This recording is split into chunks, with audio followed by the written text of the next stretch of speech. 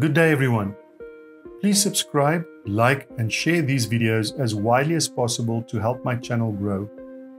We continue with our reading today and will read from Genesis 23 in the King James 1611 Bible.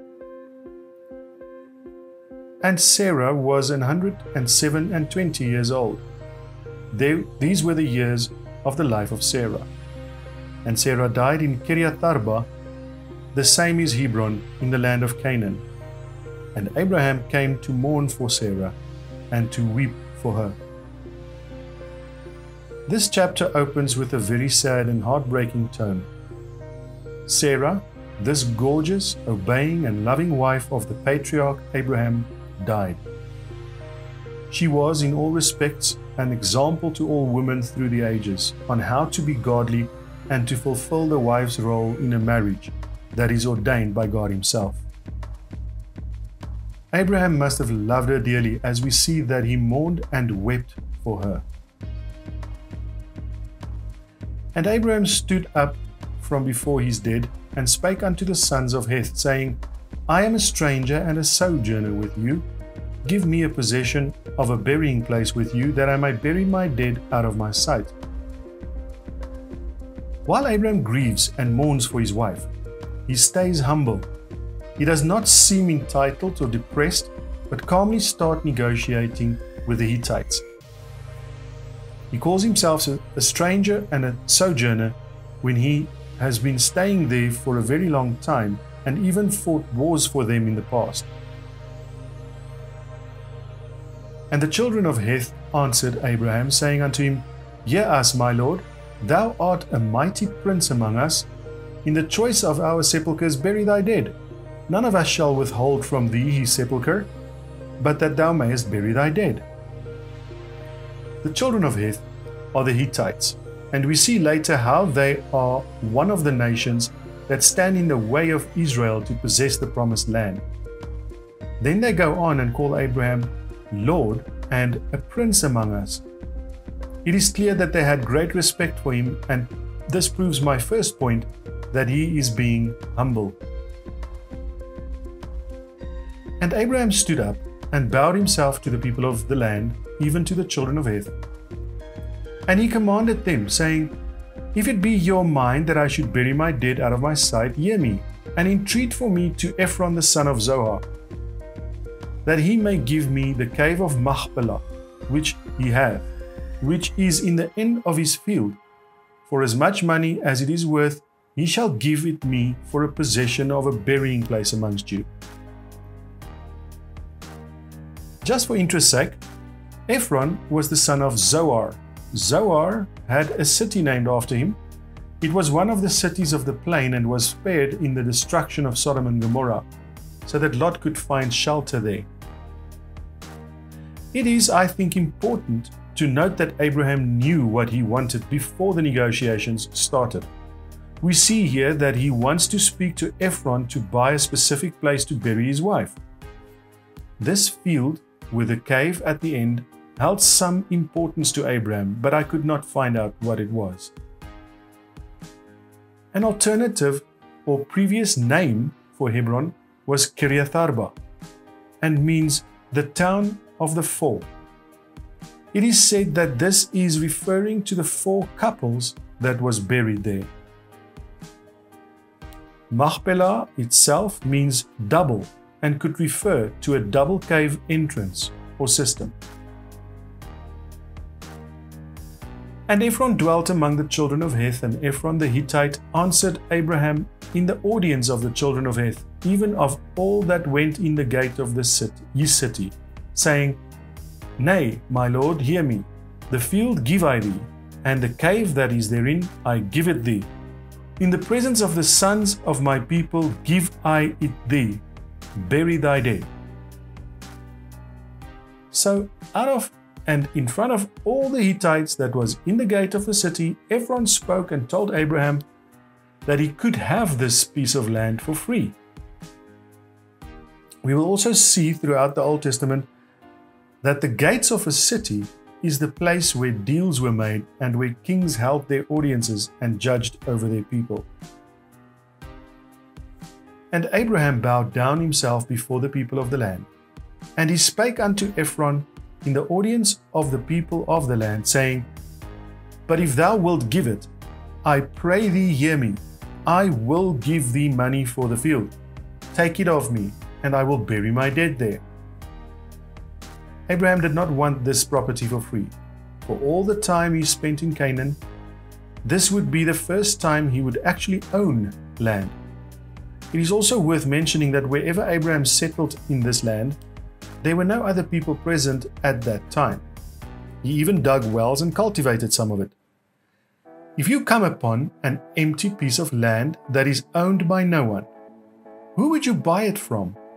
Or how would you prove that you now own it? Of course, later we see how the inhabitants of Canaan claimed that this was their land to begin with, as the Palestinians still do to this day. But in reality, it belonged to the first settlers, who happened to be Abraham and his descendants. In South Africa, we see a similar story playing itself out. When the first settlers started cultivating the inland, later called Transvaal and Free State, there was no one else in the region. The Bantu peoples came from the north and settled in the southern parts of South Africa. But the similarity goes on, and we see how today the same Bantu nations, like the Zulus and Sothos, are claiming that they owned this land before the settlers came here, just like the Palestinians are doing to the Jews. But I digress. And Ephron answered Abraham, saying unto him, My lord, hearken unto me, the land is worth 400 shekels of silver. What is that betwixt me and thee? Bury therefore thy dead. And Abraham hearkened unto Ephron, and Abraham weighed to Ephron the silver, which he had named in the audience of the sons of Heth, 400 shekels of silver, current money with the merchant. It would have been profitable for Ephron, and indeed the Hittites, if they could let Abraham use the cave but still possess it. They would then later be able to ask rent or even just lay claim upon it as they see fit. Abraham would have none of that, and when Ephron named a possible price, which was probably more than what that piece of property was worth, he started counting off the money to pay for it in front of all the witnesses. And the field of Ephron, which was in Machpelah, which was before Mamre, the field and the cave which was therein, and all the trees that were in the field, that were in all the borders round about, were made sure unto Abraham for a possession in the presence of the children of Heth, before all that went in the gate of the city. And after this, Abraham buried Sarah his wife in the cave of the field of Machpelah, before Mamre. The same is Hebron in the land of Canaan. And the field and the cave that is therein were made sure unto Abraham for a possession of a burying place by the sons of Heth. Now this piece of land was bought in front of witnesses from the owner Ephron legitimately. There is now no confusion as to who owns it, as it is said by the words, were made sure, twice. And so Abraham buried Sarah. We all lose people along the way. To bury a loved one is very sad. But here is another take on death. It is only sad to those that are left behind. We tend to mourn the dead as though we feel bad for them being dead, when in reality we feel sorry for ourselves, as we will miss them and will have to live without them. But to true believers, as Abraham were, we find comfort in the knowledge that there is an afterlife and that we will be reunited with our loved ones. We might be sad and miss them now, but this will only last a lifetime. What is a lifetime against eternity? It is but a dash between two dates on a gravestone. For our light affliction, which is but for a moment, worketh for us a far more exceeding and eternal weight of glory, while we look not at the things which are seen, but at the things which are not seen. For the things which are seen are temporal, but the things which are not seen are eternal.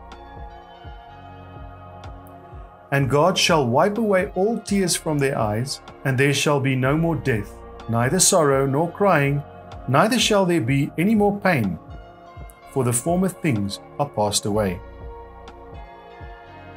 But I would not have you to be ignorant, brethren, concerning them which are asleep, that ye sorrow not, even as others which have no hope.